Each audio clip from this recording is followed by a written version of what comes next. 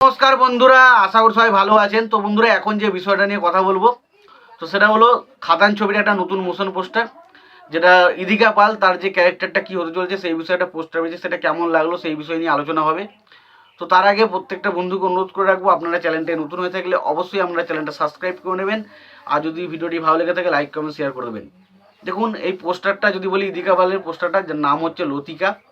তো ইদিকা পালকের পোস্টারটা আমার কিন্তু বেশ ইন্টারেস্টিং লেগেছে। এখানে ইদিকা পাল স্পেশালি আমার যেটা মনে হলো, এখানে ইদিকা পালের ক্যারেক্টারটা একটু একটু অন্য রকম টাইপের হবে, এবং এখানে স্পেশালি ইদিকা পালের সাথে দেবের যে ছেলে দেবের যে রোমান্টিক দৃশ্যগুলো, এটা কিন্তু ইদিকা পালের সাথে বেশ কেমিস্ট্রি থাকতে চলেছে, এবং ইদিকা পালকে দেখতে হেভি লাগছে। সত্যি কথা বলছি, খুব সুন্দর খুব কিউট লাগছে নায়িকাটাকে। এবং দেখুন, যেহেতু ইদিকা পালের সাথে আমাদের খুব একটা বেশি পরিচিতি নেই, আমরা শুধুমাত্র প্রিয়তমা ছবিটা দেখেছি সেই প্রিয়তমা ছবির মাধ্যমে আমরা কিছু জানতে পেরেছিলাম। এবং সেই সময় দেখুন, ইদিকা পালের যে জুটিটা সেটা কিন্তু আমাদের কাছে ফ্রেশ, আমাদের কাছে নতুন। তো যেই কারণে এই জুটিটাকে দেখার জন্য আমরা তো এমনি প্রচণ্ড এক্সাইটেড।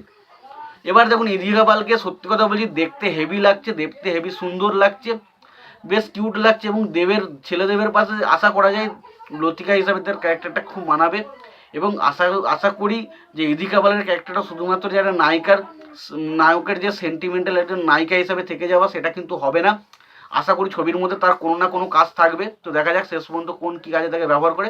তো এটুকু বলতে পারি, খাদানের যে মোশন পোস্টারগুলো বলি, আগে আমরা ধরুন অনির্বাণের পোস্টারটা দেখলাম, বা ধরুন স্নেহাজ বোস তার পোস্টার দেখলাম, বা বরখার মিত্রর পোস্টার দেখলাম। প্রত্যেকের পোস্টারের মধ্যে না কিছু জান প্রাণ তো অবশ্যই রয়েছে।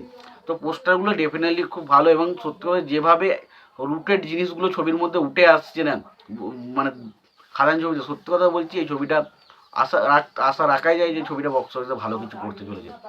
এবং দেবদার এই খাদান ছবিটা পুরোপুরি মাস মাসালা হতে চলেছে, এবং এর মধ্যে আমরা যেটা দেখতে পাচ্ছি যে রুটেড জিনিসগুলোর উপর বেশি ফোকাস রয়েছে। যেগুলো ধরুন বর্তমানে গ্রামের মানুষজন যে বিষয়গুলোর উপর বেশি আনন্দ করে, বেশি ফোকাস করে, বেশি আলোচনা করে, তো সেই জিনিসগুলোর উপরই কিন্তু বেশিরভাগ ফোকাস রাখা হয়েছে। এবং যে কাস্টুম ডিজাইনটা ভালো করে দেখুন যে সেখানেও কিন্তু যে সাহেবী বিষয়টা সেটা কিন্তু নেই, পুরোপুরি সাহেবী বিষয়টাকে তুলে দিয়ে একদম রুটেড যে বর্তমানে যে গ্রাম বাংলার যে পোশাক আশাক, সেরকমই কিন্তু পোশাক আশাকগুলোকে রাখার চেষ্টা করা হচ্ছে।